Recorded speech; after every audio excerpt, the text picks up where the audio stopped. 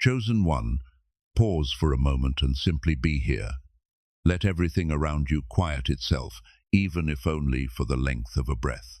Because what you are reading right now did not arrive in your life by chance, coincidence, or accident.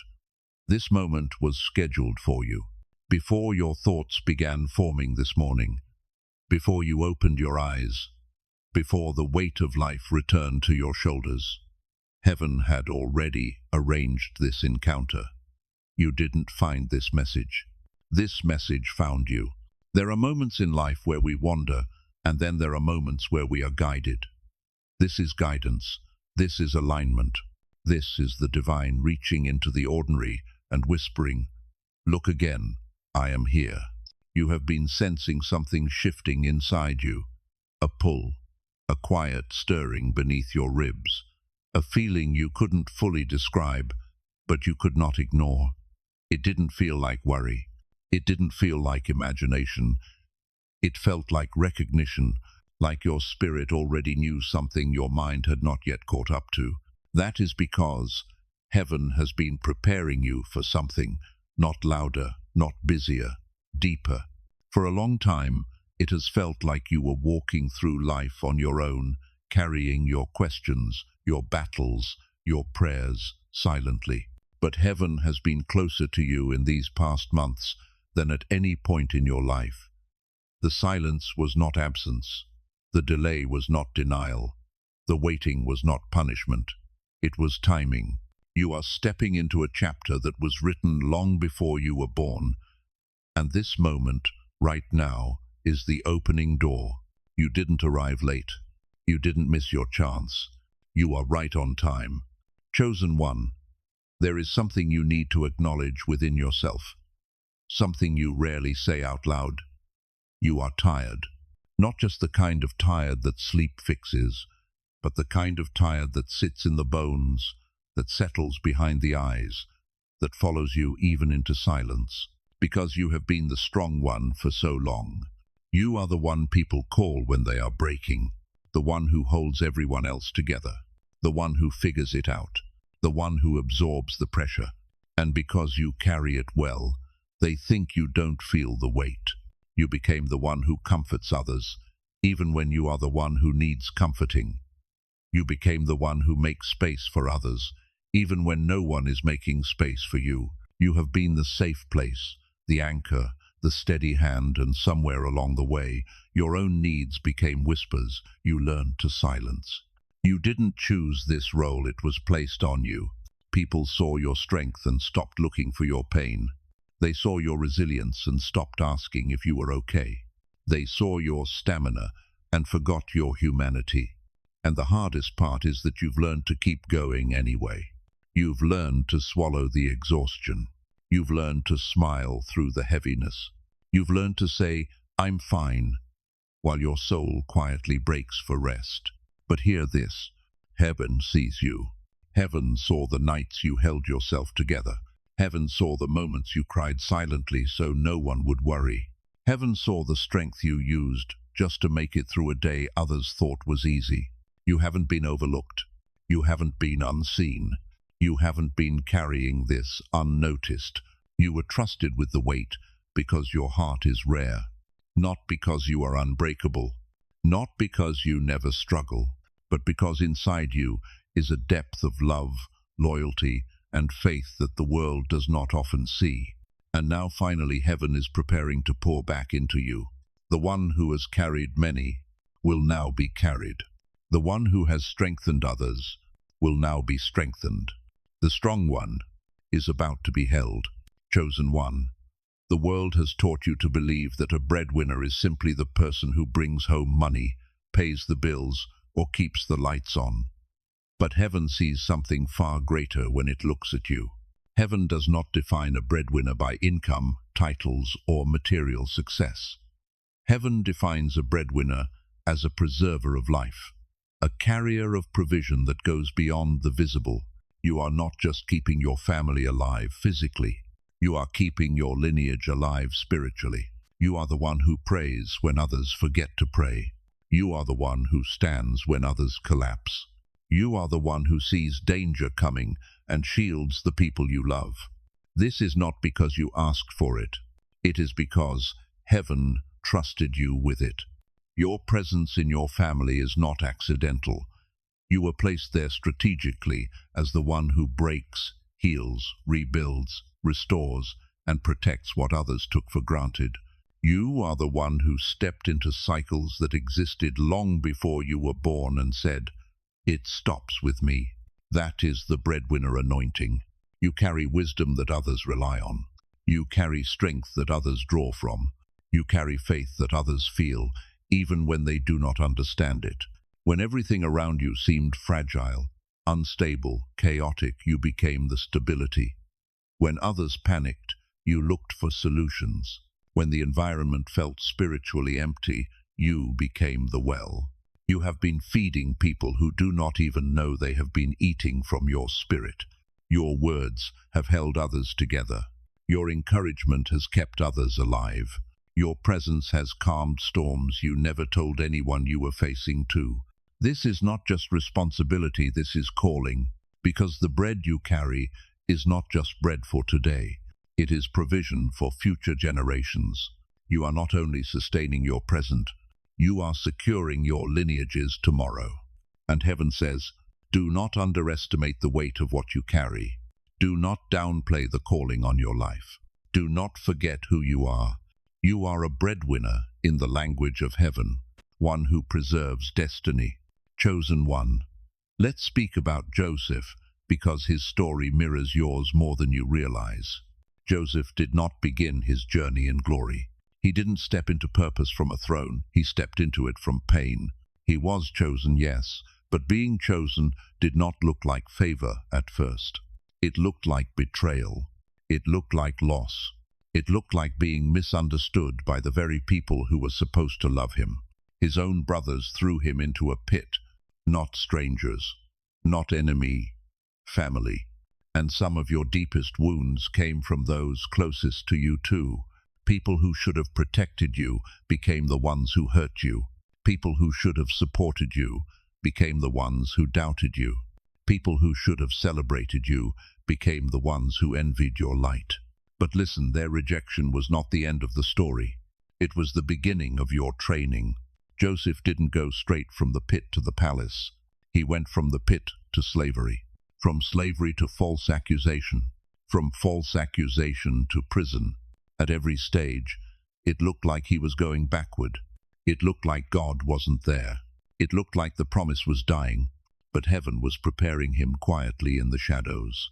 In the pit, Joseph learned who he was without validation. In Potiphar's house, he learned responsibility and leadership. In prison, he learned interpretation, wisdom, patience, and discernment. Nothing was wasted. Not one tear. Not one lonely night. Not one moment of confusion. The pain was not punishment, it was preparation. Because when the famine came, and the world was starving, Joseph was the only one equipped to sustain nations. His suffering was the training ground for his calling. And you, chosen one, have walked through your own pits, your own prisons, your own seasons of invisibility. You've wondered why God didn't rescue you sooner. You've wondered why your breakthrough took so long. You've wondered why you had to be the one to endure so much. But heaven says, you were being fitted for influence. You were being shaped for stewardship. You were being prepared to carry what others cannot. Joseph didn't just survive his story. He fulfilled it. And so will you. Your palace moment is not coming. It is already forming behind the scenes. Everything that once tried to break you is about to reveal why it had to happen. Your pain was the doorway to your purpose. And soon, others will eat from the bread you learned to store in the dark. Chosen one, there is a truth you have carried quietly within yourself. A truth you have felt but never fully understood. You did not choose this calling. This calling chose you. Just like Moses. Moses did not grow up believing he would free a nation. He didn't think of himself as strong, capable, or worthy. In fact, Moses felt the opposite. When God called him, Moses said, "Who am I to do this? I am not eloquent. I am slow of speech. Choose someone else. Moses believed his weakness disqualified him, but heaven saw his weakness as the very reason he was chosen. Because God isn't looking for perfect vessels, He is looking for willing ones. And that's you. You never asked to carry your family's healing. You never asked to be the strong one. You never asked to be the one who sees the spiritual storms before they form. You never asked to be the one who feels everything deeply. But the calling found you anyway, not because you felt prepared, but because your heart was pure. Moses ran to the wilderness, thinking his story was over, but heaven was only beginning to write. The wilderness is where callings wake up, not in crowded rooms, not in applause, not in praise, but in quiet places where the soul has been stripped of illusions. And the same has happened to you. When you felt forgotten, heaven was shaping you. When you felt invisible, heaven was revealing you to yourself. When you questioned everything, heaven was anchoring you. God told Moses, "What is in your hand?" Not what he wished he had, not what he lost, not what others had, just the staff, something ordinary. Yet with something ordinary, God did the extraordinary. And with what you already have, heaven will multiply. Not when you feel ready, not when you feel strong, not when you feel confident, but now, because calling does not begin when confidence arrives. Calling begins when obedience steps forward.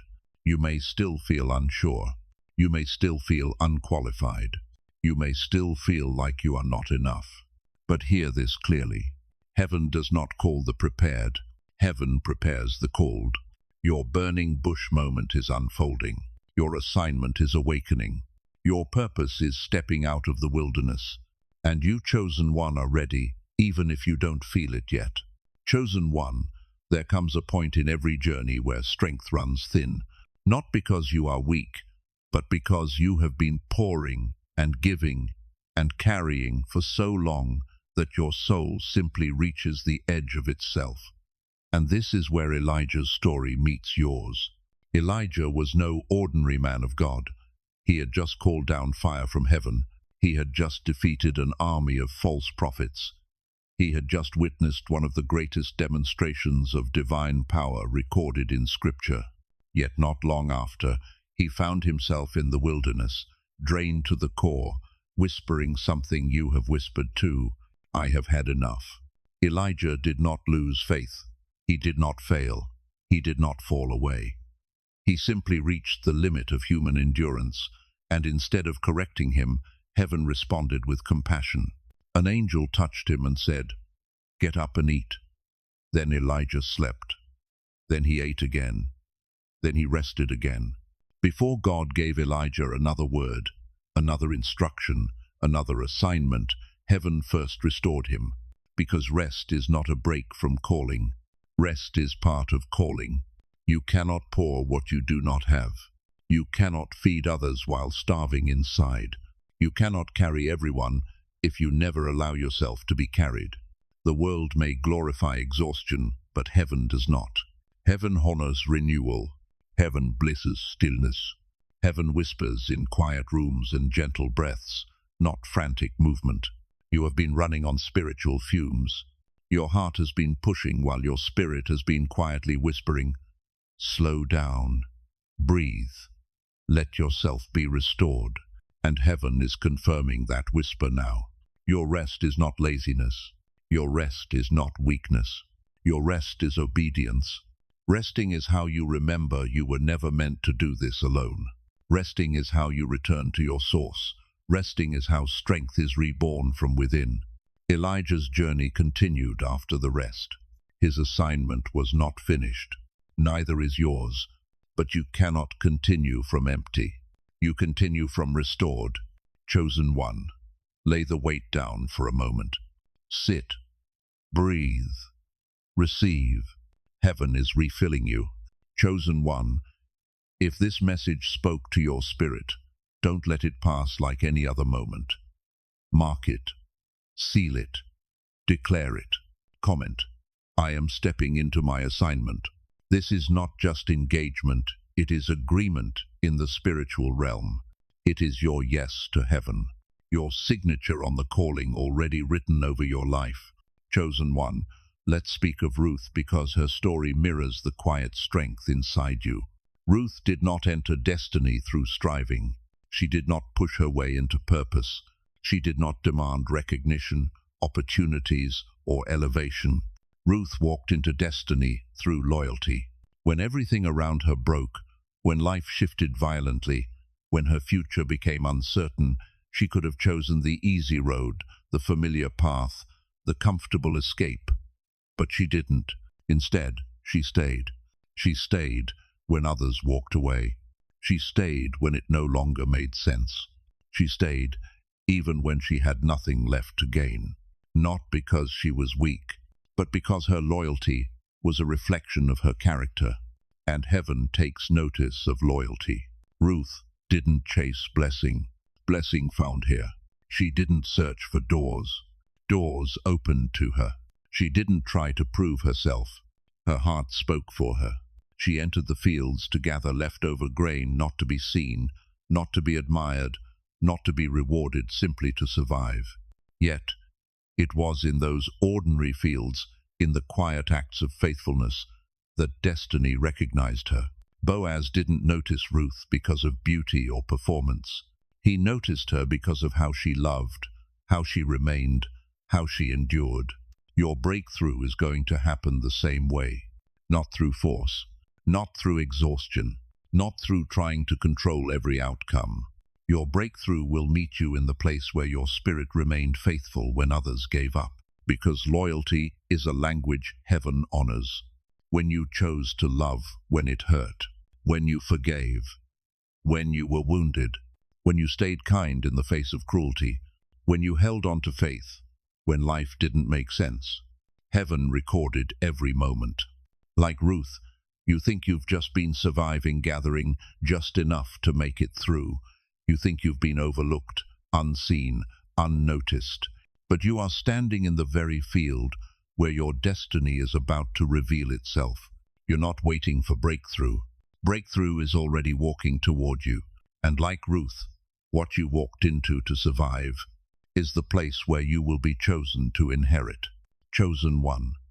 There is a sacred pattern heaven has been teaching you quietly, even in seasons when you felt stretched thin. It is the same pattern Jesus revealed when he fed the multitude. And once you understand it, your entire relationship with provision will shift. When thousands of hungry people came to Jesus, the disciples panicked. They looked at the crowd, they looked at their lack, they looked at the impossible, and they said, "We don't have enough." Does that sound familiar? How many times have you looked at your responsibilities and whispered the same thing? I don't have enough strength. I don't have enough peace. I don't have enough time. I don't have enough resources. I don't have enough left in me. But Jesus didn't ask them for enough. He asked them for what remained. He took the few loaves and the few fish, not abundance, not overflow, but what little they still had. And then he did three things. He blessed it. He broke it. He multiplied it. This is the pattern of divine provision. What looks small in your hands becomes supernatural in heaven's hands. And notice something important. Jesus did not multiply the bread alone. He gave it to the disciples to distribute. Translation: you were never meant to do everything. You were meant to be a vessel of what heaven releases. You are not the source. You are the carrier, the distributor, the steward. Your job has never been to create the miracle. Your job has always been to bring what you have. Your courage, your patience, your love, your faith, your last bit of strength, your final, quiet, "Yes, Lord." Heaven does the multiplying. You have been so hard on yourself because you believed you had to somehow become more, produce more, earn more, or give more. But heaven is not asking you for more. Heaven is asking you to trust what you already carry. Because the miracle doesn't begin when you are full. The miracle begins when you are willing. You bring the little, heaven blesses it. Heaven breaks it. Heaven multiplies it. And what comes from your hands will feed more people than you ever imagined. Chosen one, There is something sacred about your life that you may have sensed but never fully named. You were born to break cycles, not just for yourself, but for everyone connected to your bloodline. Before you arrived, patterns were repeating. The same wounds passed from one generation to the next. The same fears, the same silence, the same losses, the same emotional language of survival instead of wholeness. But when heaven looked at your family, your ancestry, your lineage, heaven said, "This one, this is where it changes." You were not chosen because life was easy for you. You were chosen because you were the one strong enough to stand in the fire and refuse to let it consume you. You felt the weight of other people's unhealed pain. You recognized the trauma that others accepted as normal. You saw what needed to be healed, not just endured. This is why your battles were different. This is why your pain cut deeper. This is why your lessons came harder. Because you weren't just fighting for yourself. You were fighting for everyone who came before you and everyone who will come after. You were chosen to be the turning point. The first to say, "No more. No more emotional silence. No more generational shame. No more fear disguised as loyalty. No more cycles of abandonment, poverty, or spiritual emptiness.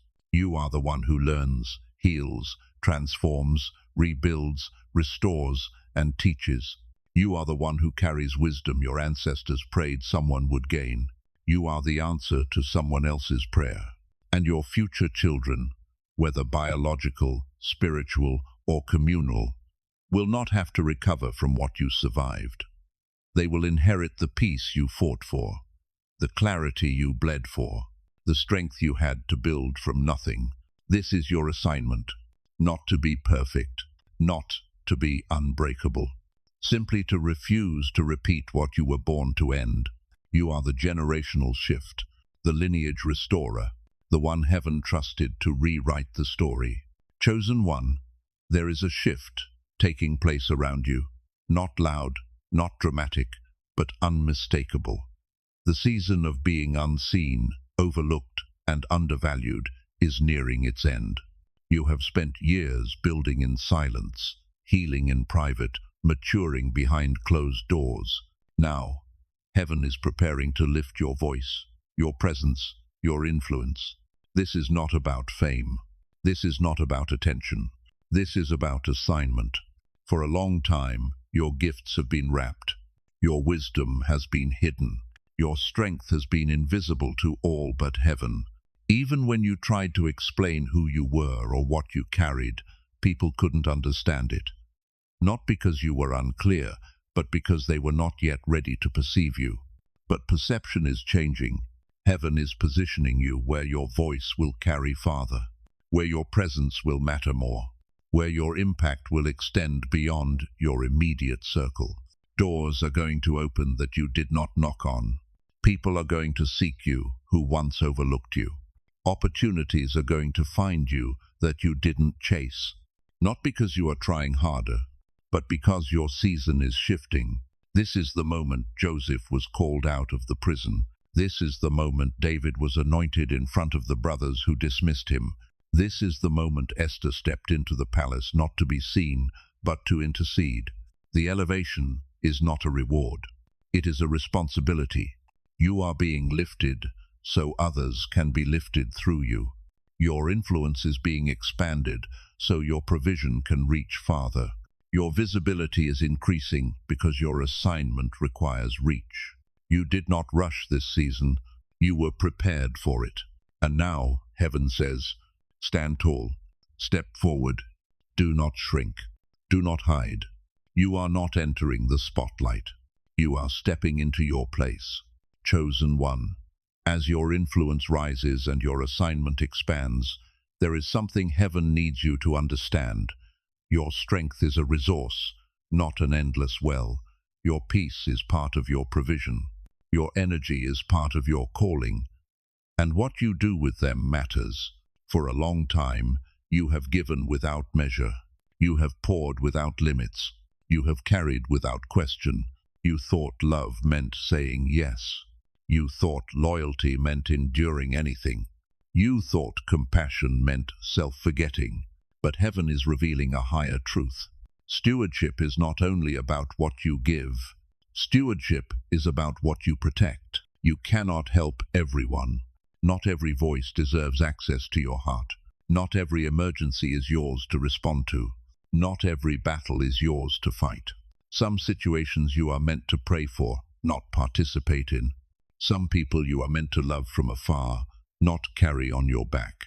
Some connections are meant to end because your spirit outgrew what your history tried to keep. You are entering a season where discernment is not optional, it is essential, because your calling requires clarity. Your purpose requires focus. Your spirit requires rest. And peace is not something you stumble into.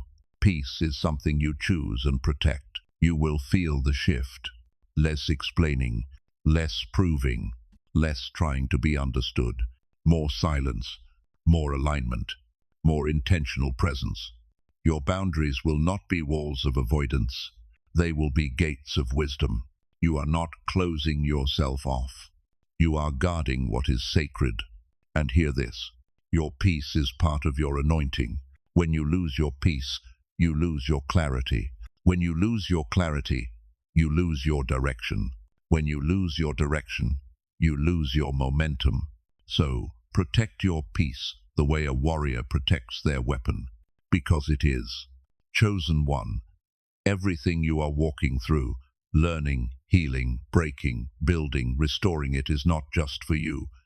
Heaven has always been thinking beyond your lifetime. Your journey is part of something larger, something ancestral, something generational. What you are building is meant to outlive you. Legacy is not about what you leave behind. Legacy is about who becomes stronger because you lived. Your breakthrough is not just relief for the present, it is foundation for the future. Someone after you, a child, a grandchild, a spiritual son or daughter, someone you may never meet will walk on ground that you fought to make stable. They will inherit clarity you had to wrestle for. They will grow in peace you had to bleed for. They will live in freedom you had to pray and sacrifice for. This is legacy. You are not merely improving your life. You are rerouting the entire path of your bloodline. The strength you are developing now will become someone else's normal. The healing you are choosing now will become someone else's emotional home. The mindset you are cultivating now will become someone else's instinct. This is why your journey has felt heavy. This is why your process has felt intense. This is why the tests came layered and unrelenting. Because heaven was not just shaping a person, heaven was shaping a foundation. And foundations must be deep before they can be strong. They must be stable before they can be built upon.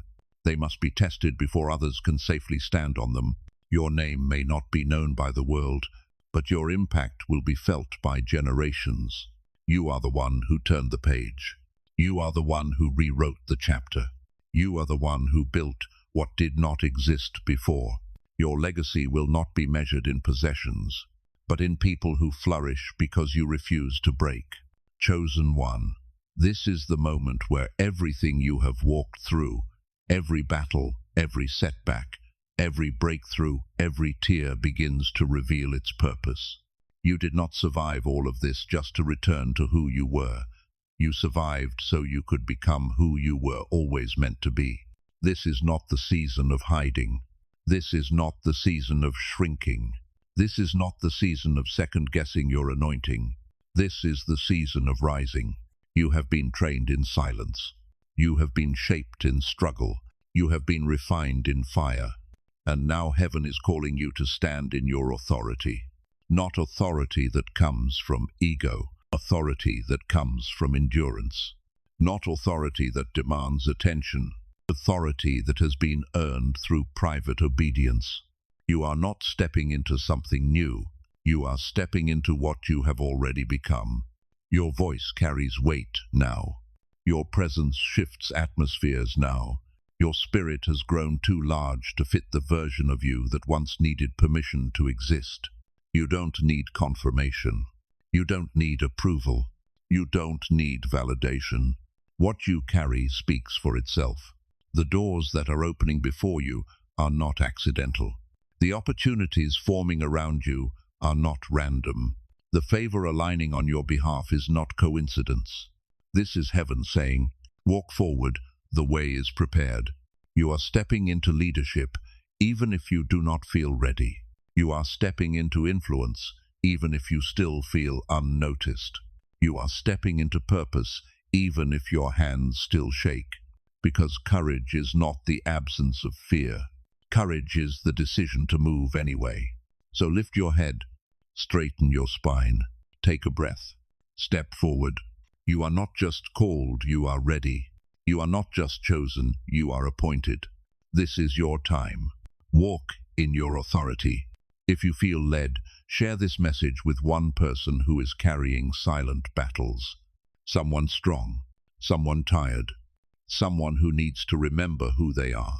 You will not just be sending words, you will be delivering bread.